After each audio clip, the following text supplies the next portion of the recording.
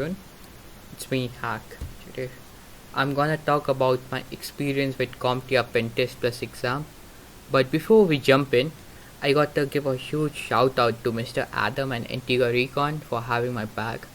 Now, let's talk about the exam. So, what is PenTest Plus? So, CompTIA PenTest Plus is a certification that dives into penetration testing and ethical hacking.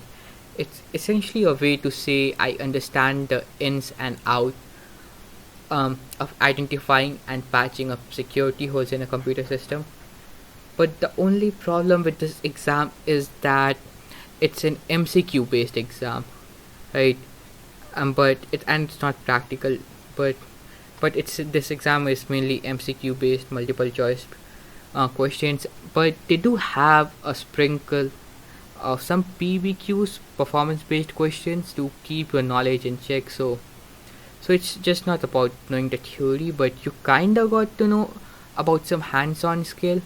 But yeah, but I felt like that maybe CompTIA could have increased the number of PBQs, because how much I've seen the reviews online, you get 3 to 6 PBQs in an exam. Maybe they could have increased that number to make the exam more practical. Maybe we can talk about CompTIA and practicality later on. So now let's talk about the exam objective. So the exam objective is divided into 5 different domains, and you can probably go and take a look at the exam objectives from the main website, but I will give a quick summary of it. So the domain 1, which is planning and scoping, has a weightage of 14%. So the planning and scoping domain covers the foundational skills that you need to plan and scope a penetration testing engagement. Things like the other things which are included in this domain are like standards and methodologies, legal concepts like GDPR, HIPAA, or standards like PCI DSS. Now the other domain is on domain 2, which is information gathering and vulnerability scanning, which has a weightage of 22%, right? So the information gathering and vulnerability scanning domain covers the different techniques you need to use to gather information about a target environment and identify vulnerabilities. This includes topics such as like different types of recon, like active or passive recon, right? OSINT, stuff like that. And it also covers different type of vulnerability scanners like NASES, calls.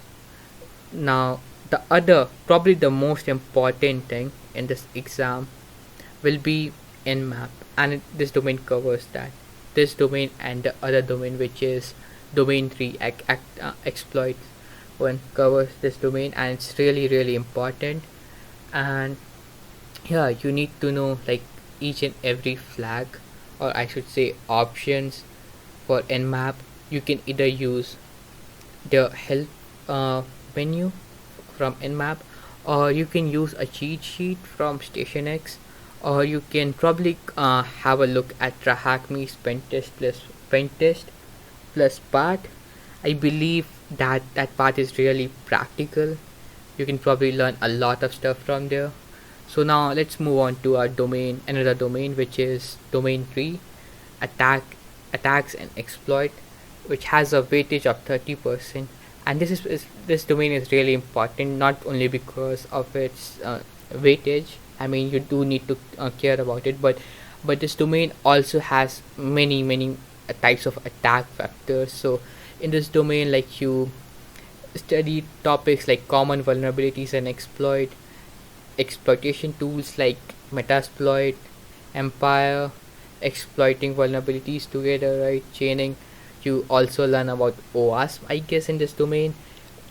Attacks on Active Directory, which is really important. Though this exam is not practical, but you do need to about certain Active Directory attacks, right? Yeah. So put your main focus on this domain too, because it has weightage plus a lot of stuff to learn over here.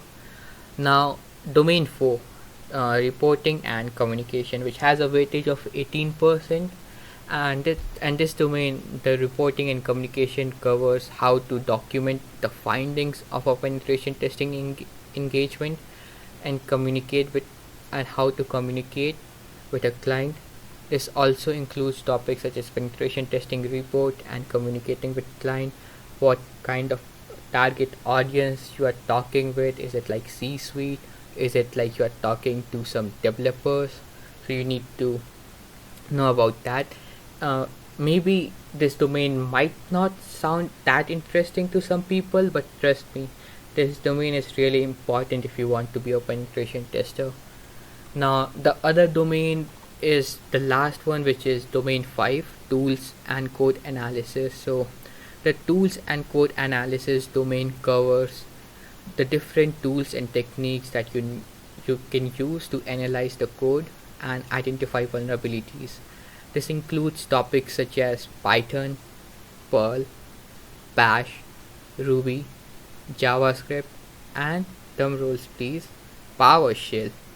So, so look over here, like you don't really need to be an expert in any of the programming languages. You should have just a good knowledge or good enough knowledge to able to see a source code. Like if you get a source code, to figure out which programming language it is written in, what this script is doing, or what this code is actually trying to do. So you just need uh, enough knowledge to be able to understand what a particular piece of code is actually doing, right? This also covers like code review techniques, and it also has many tools, right? So tools like Hydra, Impacket, Empire, and many more. But the main thing which you need to know is that you don't really need to know like each and every option or each and every settings from this from all of these tools. You just need to know enough where like how you can use Hydra, right? Where you can use Impacket, how you gonna use ItterCap, how you gonna use MITM6, tools like that, where you wanna use it. You just need to know like where I'm gonna use this X tool. Also, like in hacking, there's not always a one correct answer, right? But you need, but the same goes for this exam. You need to pick the best option. It could be like in the exam, maybe you see two options, they might sound correct, but you need to pick up the best ones. Now let's talk about the resources which I used for the preparation of this exam. So my primary learning source was Jason Dion's Udemy course. I bought both of his courses, the Udemy study guide and 6 practice exam ones. The only problem with Jason Dion's course was that there was no PBQs, performance based questions. So the only problem which he had was that there was no PBQs, right? I bought both of his courses, the main like study guide and the 6 practice exam one, but the only problem was that there was no PBQs, performance based questions, and I felt like that was the only downside from Jason Dion, right? Um, but I believe like he could have done something better with PBQs. I don't know, man. Like it was on Udemy. Maybe some tech, some technology barrier from Udemy. I don't know. Now the other than like performance based questions, I almost liked everything in his Udemy course. Uh, Also, like if you're doing the practice exam, just realize that the practice exam and the actual exam, there's a difference between both of them. So the actual exam is a lot easier than the practice one. So just remember that, right? Also, like a quick tip if you wanna use Jason Dion, so will be that go through his one video at a time and use his book, not like his book but his like a note. He provides a note, right? So maybe use that to go through that topic once again, right? And maybe you can make your own notes so that you can use that later on during your preparation, right? Uh, the other one which I used was http examdigest.com. The main reason why I bought this was to practice for PBQ's performance based questions. Sadly, they had only like PBQs for Nmap. Look, I'm not saying that it was bad, right? Nmap is really important to know, but for the exam, but I was expecting more PBQs from them. But yeah, like it was kind of good. Uh, Now the other one which you can use is Hackme's Pentest plus Part. I believe. I mean, look, like I don't think it will cover each and every domain, and don't use it like as your primary source, but you can use as a secondary one to go through them and have a practical hands-on, right? So they have some really awesome labs where you can practice stuff practically, which is really important if you want to be a penetration tester. So yeah, have a look at TrahackMe. Also, like I was for those people like who love reading books, I was recommended to use Cybex, a book from Cybex called CompTIA PenTest plus Study Guide. So you can use that one if you like reading books. Now, so let's talk about my experience. So I took this exam offline at the exam center. Your like experience can like probably vary, right? And the main reason like why I didn't use online was that I read some scary reviews online on Reddit. So enough about that. So now let's talk about my experience over here. So the person like who administered the exam, right, was really nice. The only problem which I faced was that I was too used to my own personal PC. I had like my own configuration settings, my monitor. But when I went to the exam center and the PC which I got was like a lot different because the monitor size was too small. The mouse itself like didn't fit my hand. The sensitivity was too low for me, I guess. But yeah, so a quick tip over here will be to learn or to be prepared that you will get in a situation where you need to get out of a comfort zone, so be prepared about that.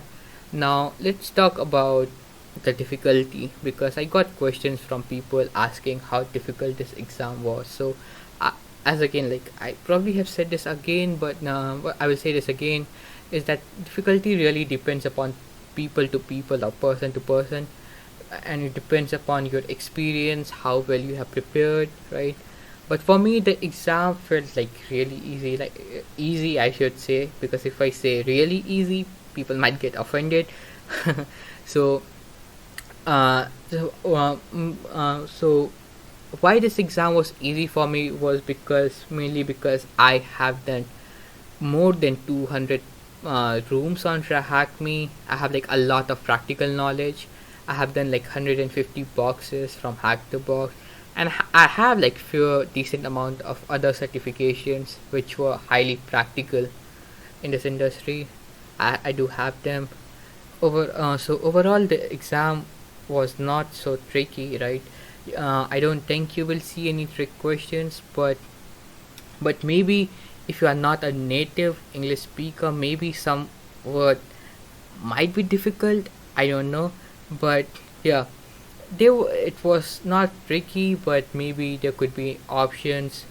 Maybe you see a question which might have where like you see it could have two different correct options, but you need to pick the one which is the best one in that particular scenario, right? So you need to be careful about that. I'm pretty sure you are knowledgeable about enough about that. The other thing which I would say is to focus on OAS top 10 and to focus on Nmap, because this thing is really important for the exam. So make sure to know about it. So let's talk about some tips. So here are like some tips which you need to prepare for the exams. The first one will be to get hands-on experience, because the best way to prepare for this exam is to get hands-on experience with different tools and technique. And I believe TrahackMe will be the best option because they have a specific part for it. Then take practice exams, like take as many as you can, because it will help you to prepare with it. It will also help you to identify different concepts or topic which you are not so like prepared about. So yeah, use that. Then you can use then you can like join a study group, right? Because by joining a study group you can stay motivated, you can learn from others. If you ever get stuck at a particular concept, you can probably ask different people about it. The one which I used was that CompTIA study group Discord server. I will probably give a link in the description. Then make good notes, because this thing is really important. If you don't have good notes, you might be in trouble, mate. Because because make good notes so that you can probably go back at different concepts while doing your revision. Now, the other tip will be like I probably talked about, is to be prepared to get out of your comfort zone, because if you're gonna take this exam offline, you're gonna get stuff or like devices which you might not be comfortable with, but you need to uh, still like able to give the exam. So I think I have talked like almost everything which I knew about this exam. If you have like any questions, feel free to comment down below, and thanks for watching it. Have a great day. Bye.